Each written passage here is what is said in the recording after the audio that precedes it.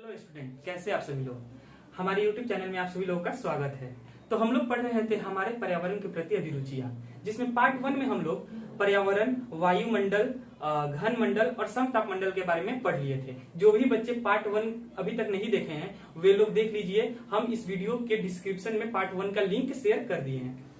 अच्छा, चलिए पार्ट 1 से हम कुछ क्वेश्चंस पूछते हैं, देखते हैं कौन कौन सॉल्व कर सकता है। क्वेश्चन है, वायुमंडल में किस गैस की मात्रा सबसे अधिक होती है। ऑप्शन है oxygen, nitrogen, carbon dioxide, hydrogen. आप लोग के पास 5 सेकंड का समय है, जल्दी से बताइए। 5 4 3 2 1 0। Time up. तो इसका आंसर होगा नाइट्रोजन। बहुत बढ़िया, आप लोग सही जवाब दिए हैं। इसके बाद हम लोग दूसरा क्वेश्चन देखते हैं। दूसरा क्वेश्चन ये है कि भारी गैसों में सबसे हल्की गैस कौन सी है। ऑप्शन है oxygen, nitrogen, carbon dioxide, hydrogen. आप लोग के पास 5 सेकंड का समय है, जल्दी से बताइए। 5 4 3 2 1 0। Time up. तो इसका आंसर होगा हाइड्रोजन। भारी गैसों में सबसे हल्की गैस होती है हाइड्रोजन। बहुत बढ़िया, सही जवाब दिए आप। ये तीसरा क्वेश्चन है कि जेट विमान किस मंडल में उड़ता है।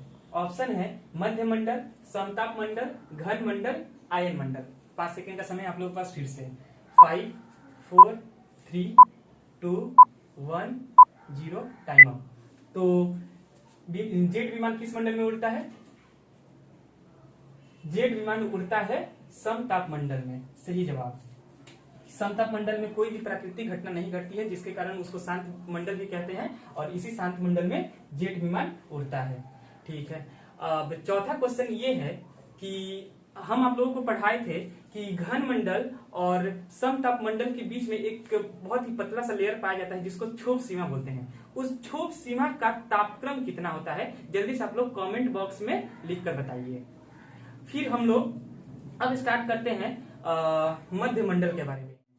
तो मध्य मंडल जो है वायुमंडल का तीसरा परत है, और यह मंडल समताप मंडल के ऊपर पाया जाता है। तो चलिए इसको लिखते हैं। सबसे पहला पॉइंट क्या होगा कि यह मंडल समताप मंडल के ऊपर पाया जाता है, और इस मंडल की जो ऊंचाई होती है समताप मंडल से ताप मंडल से 90 किलोमीटर तक है। यानी कि मान लीजिए कि ये हम लोगों का अर्थ है, तो अर्थ का सबसे पहला परत होगा घन मंडल, उसके बाद होगा समताप मंडल, उसके बाद होगा क्या, मध्य मंडल। और समताप मंडल से मध्य मंडल तक की जो ऊंचाई होगा वो ऊंचाई कितना होगा, 90 किलोमीटर। ठीक है। तो ये हुआ क्या, ऊंचाई। अब इस मंडल में कौन कौन सी गैसें पाई जाती है, तो इस मंडल में गैसें पाया जाता है ऑक्सीजन, फिर नाइट्रोजन, और इसके साथ अब क्या होता है कि कुछ गैसें जो पाई जाती है वो आयन के रूप में पाई जाती है। अब इसके साथ कुछ गैसें आयन के रूप में पाई जाती है, जैसे कि ऑक्सीजन गैस आयन के रूप में पाया जाएगा। ये सब क्या है, ये गैसें जो है इस मंडल में पाया जाता है। अब क्या होता है कि इस मंडल में अगर हम लोग जैसे जैसे ऊंचाई के साथ बढ़ेंगे, वैसे वैसे तापमान और दबाव दोनों ही क्या होता है, घटता है। ऊंचाई के साथ बढ़ने पर देखते हैं यहाँ पर, ऊंचाई के साथ बढ़ने पर तापमान तथा दबाव दोनों ही घटता है। और ये जो मध्य मंडल है पूरे वायुमंडल का सबसे ठंडा परत है। यह वायुमंडल का सबसे ठंडा परत है, और इस परत के सबसे ऊपरी भाग का जो तापमान रहता है, इसके ऊपरी भाग का तापमान -90 डिग्री सेल्सियस रहता है। फिर जैसे ही मध्य मंडल शुरू खत्म होता है, तो उसके बाद कौन सा मंडल शुरू होता है, आयन मंडल। तो मध्य मंडल के ऊपर का जो सीमा होता है, एक पतला सा सीमा, उस पतले से सीमा को हम लोग बोलते हैं, उस पतले से सीमा को हम लोग बोलते हैं मध्य सीमा, मेसोपोज, मध्य सीमा मेसोपोज। तो ये हम लोग का मध्य मंडल के बारे में। इसके बाद वायुमंडल का हम लोग का चौथा परत है आयन मंडल। तो आयन मंडल जो है वो 600 किलोमीटर ऊंचाई तक फैला हुआ है। देखते हैं यहां पर, यह मंडल 600 किलोमीटर ऊंचाई तक फैला हुआ है, मतलब ये है कि ये हम लोग का यदि अर्थ है तो अर्थ का जो तीसरा परत था वो कौन सा परत था, मध्य मंडल। तो मध्य मंडल के ऊपर शुरू होता है कौन सा मंडल, आयन मंडल। और आयन मंडल जो फैला हुआ है कितना तक, 600 किलोमीटर ऊंचाई तक फैला हुआ है। फिर क्या होता है कि इस मंडल में तापमान में बहुत ज्यादा वृद्धि होती है। इस मंडल में तापमान में बहुत वृद्धि होती है। ऐसा देखा गया है कि 350 मीटर ऊंचाई पर यदि उठेंगे, 350 मीटर ऊंचाई पर यदि हम लोग उठेंगे तो तापमान जो है वो 1200 डिग्री सेल्सियस तक पहुंच जाता है। इसीलिए इस मंडल को ताप मंडल भी कहते हैं। इसीलिए इस मंडल को कौन सा मंडल कहते हैं, ताप मंडल भी कहते हैं। इसी आयन मंडल का एक और नाम है। तीसरा पॉइंट ये है कि इस मंडल में वायु नहीं पाया जाता है। इस मंडल में वायु नहीं पाया जाता है।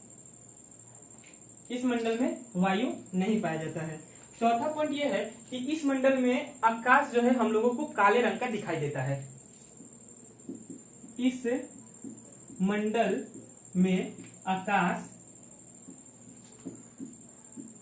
काले रंग का दिखाई देता है। इस मंडल में आकाश हम लोग को काले रंग का दिखाई देता है। ठीक है। इसके बाद क्या होता है कि जितनी भी रेडियो तरंगे हैं वो सब आयन मंडल में जाने के बाद क्या होती है, परिवर्तित हो जाती है। आयन मंडल से ही जितनी भी रेडियो तरंगे हैं वो सब आयन मंडल में जाने के बाद क्या होती है, परिवर्तित हो जाती है। चौथा यही है,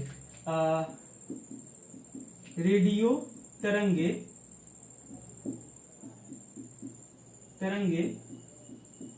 इस मंडल में जाने के बाद, इस मंडल में जाने के बाद परिवर्तित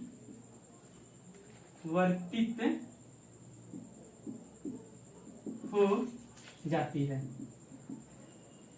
ये हम लोग का टीवी वगैरह या फिर एक जगह से दूसरी जगह तक कॉल वगैरह ये सब कुछ हम लोग कर सकते हैं, वो सब किसके कारण, आयन मंडल के कारण ही कर सकते हैं। क्योंकि क्या होता है कि जो रेडियो तरंगे है वो जो पृथ्वी से रेडियो तरंगे हम लोग भेजते हैं एक जगह से दूसरी जगह तक, वो आयन मंडल में जाकर परिवर्तित हो जाता है, जिसके कारण हम लोग टीवी वगैरह सैटेलाइट ये सब जो है चलता है। तो वो सब किसके कारण होता है, आयन मंडल के कारण ही होता है। अब क्या होता है कि इस मंडल में हाइड्रोजन, हीलियम और ओजन गैसें आयन के रूप में पाया जाता है। इस मंडल में हाइड्रोजन, हीलियम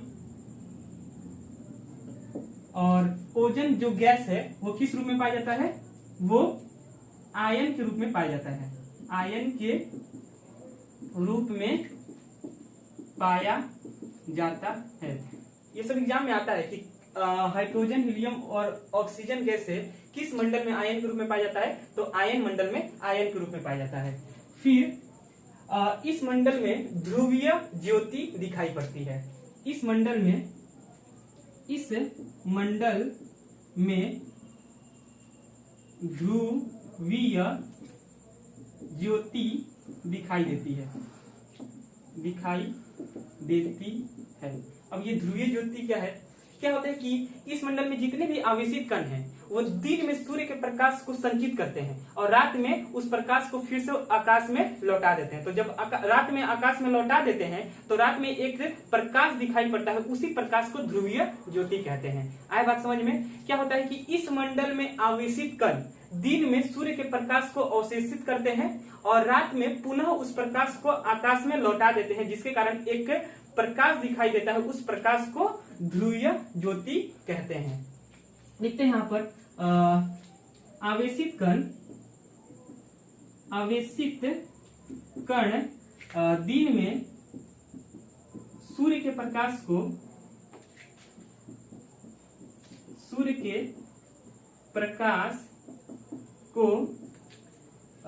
ग्रहण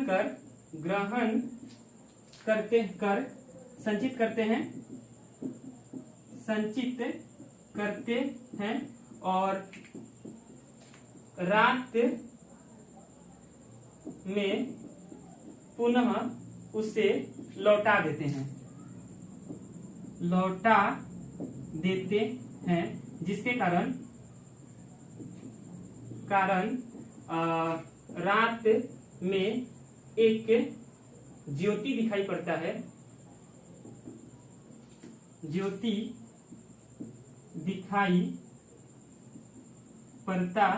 है, जिसे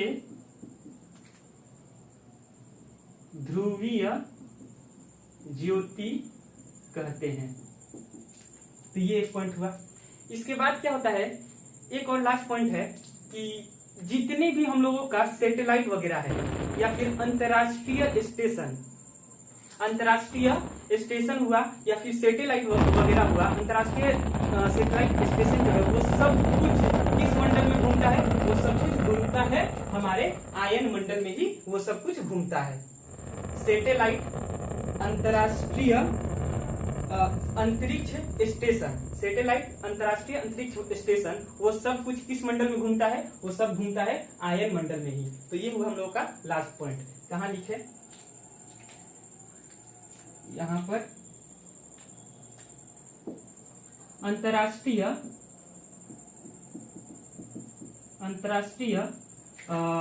अंतरिक्ष स्टेशन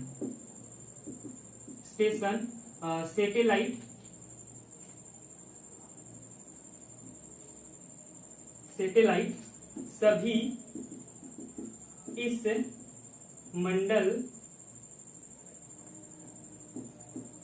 मंडल में ही घूमते हैं। तो ये हुआ हम लोगों का आयन मंडल कंप्लीट। तो अब हम लोगों का है वायुमंडल का सबसे अंतिम परत, जो कि है वही मंडल। यह परत जो है धरातल से 600 किलोमीटर की ऊंचाई के बाद शुरू होता है। ठीक, यह परत जो है धरातल से 600 किलोमीटर ऊंचाई के बाद शुरू होता है। लिखते हैं यहाँ पर, यह परत धरातल से 600 किलोमीटर ऊंचाई के बाद शुरू होता है। ठीक, और इस परत में क्या है कि इस परत में हल्की गैसें पाई जाती है। हल्की गैसें जैसे कि हाइड्रोजन और हीलियम गैसें। इस परत में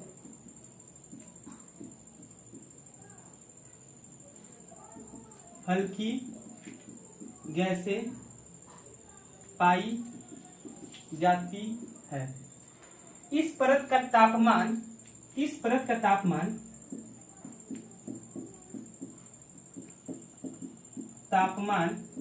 5568 डिग्री सेल्सियस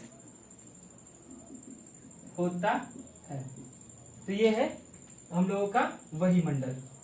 तो यह परत धरातल से 600 किलोमीटर ऊंचाई तक फैला हुआ है, ऊंचाई के बाद से है। इसके बाद यह परत, इस परत में हल्की गैसें पाई जाती है। हल्की गैसें जैसे हाइड्रोजन और हीलियम गैसें पाई जाती है। इस परत का तापमान 5568 डिग्री सेल्सियस होता है। वायुमंडल में कुछ ऐसी मंडलें पाई जाती है जो किन्हीं सभी परतें में पाई जाती है। जैसे कि एक है ओजोन मंडल। ये ओजोन मंडल जो है वायुमंडल का दूसरा परत समताप मंडल में पाया जाता है। ठीक है, लिखते हैं इसको। यह मंडल समताप मंडल में पाया जाता है। दूसरा क्या है कि ओजोन मंडल में ओजोन गैस पाया जाता है। ओजोन मंडल में ओजोन गैस पाया जाता है। इसी कारण इस मंडल को हम लोग ओजोन मंडल कहते हैं। इस मंडल में ओजोन गैस को O3 से डिनोट करते हैं। ओजोन गैस पाया जाता है। और ये ओजोन गैस क्या करता है? ओजोन गैस हमको परावैज्ञानिक किरणें यानी कि अल्ट्रावायलेट रे से सुरक्षा करता है। यह क्या करता है? यह UV अल्ट्रावायलेट किरणों से हमारी रक्षा करता है, रक्षा करता है। अब इस ओजोन मंडल की सृष्टि कैसे होती है? तो ओजोन मंडल की जो सृष्टि होती है,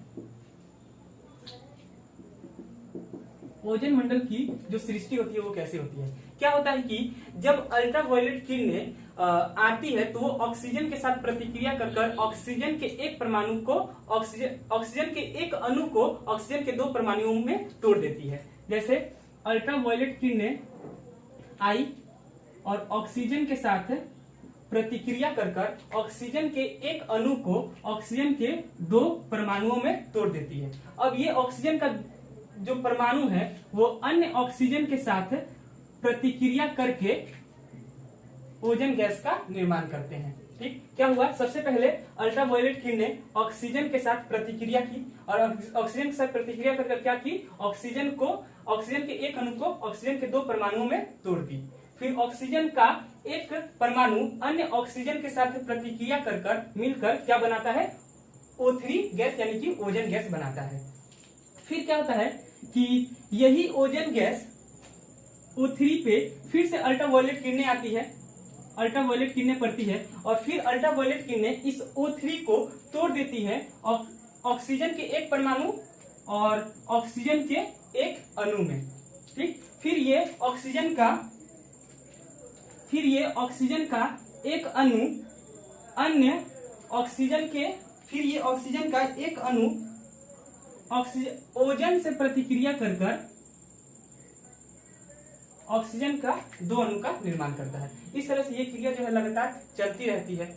मतलब क्या हो रहा है कि अल्ट्रावायलेट किरणें आ रही है, ऑक्सीजन के साथ मिलकर ऑक्सीजन को क्या कर रही है? 2 अणु में तोड़ दे रही है। फिर 2 परमाणु में तोड़ दे रही है। फिर ऑक्सीजन के एक परमाणु अन्य ऑक्सीजन के अणु के साथ मिलकर O3 का निर्माण करता है। फिर O3 के ऊपर अल्ट्रावायलेट किरणें फिर से पड़ती है। फिर O3 जो टूट जाता है ऑक्सीजन के एक परमाणु और ऑक्सीजन के एक अणु में। फिर ऑक्सीजन का एक परमाणु O3 के साथ मिलकर बनाता है क्या? ऑक्सीजन के 2 अणु। तो लगातार ये क्रिया हमेशा चलती रहती है, जिसके कारण क्या होती है कि सूर्य से जो किरणें आती है उसका ऊर्जा जो है ऊपर ही खत्म हो जाता है, जिससे हमारी पृथ्वी जो है बच जाती है। इसी कारण ओजोन मंडल को पृथ्वी का छाता भी कहते हैं।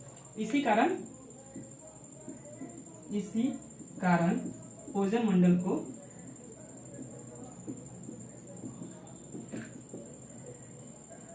पृथ्वी का छाता भी कहते हैं। टॉपिक है ओजोन मंडल का क्षय, मतलब कैसे ओजोन मंडल जो है वो नष्ट होते जा रहा है। क्या होता है कि हम लोग आजकल इतने ज्यादा AC, फ्रिज ये सब इस्तेमाल कर रहे हैं, जिसके कारण क्या हो रहा है कि ओजोन मंडल जो है हम लोगों का वो पतला होते जा रहा है। ओजोन मंडल में ओजोन गैस की मात्रा जो है वो कम होते जा रही है। अब आप लोग बोलिए कि AC और फ्रिज यूज करने से ओजोन मंडल में ओजोन गैस की मात्रा कैसे कम होता है? हाँ, तो ये AC और फ्रिज का यूज करने से ही ओजोन मंडल में ओजोन गैस की मात्रा कम हो रहा है, जिसके कारण ओजोन मंडल का जो परत है वो पतला होते जा रहा है।